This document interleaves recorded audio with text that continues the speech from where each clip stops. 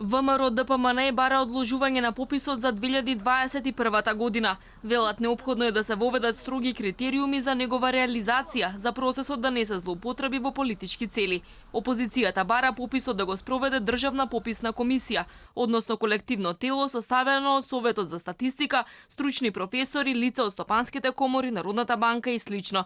Пратеникот Илија Димовски напомена дека неопходно е дефинирање на резидентното население, хартиен внес на податоци и задолжителен подпис на собраниот материјал како од попишувачот, така и од попишаното лице. Според него, мора да се знае кој за кого дава податоци и бара на една локација да оди повеќе од еден попишувач. Доколку пописот не се спроведе според сите стандарди, партијата не ја исклучува можноста дека ќе повика на бојкот. Само со кажување на матичен број свој или на комшија или на пријател или на некој што живее 10 куќи од вас, ќе можете да го попишете тоа лице без да приложите било каква документација.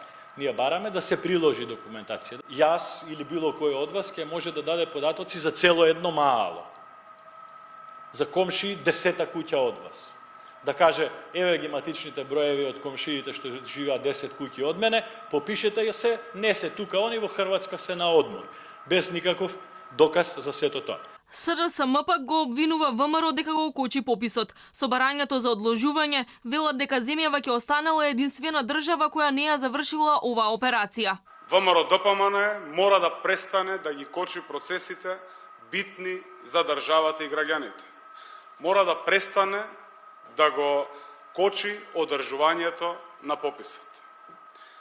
Република Северна Македонија не смее повеќе да си дозволи да биде единствената држава во Европа без спроведен попис.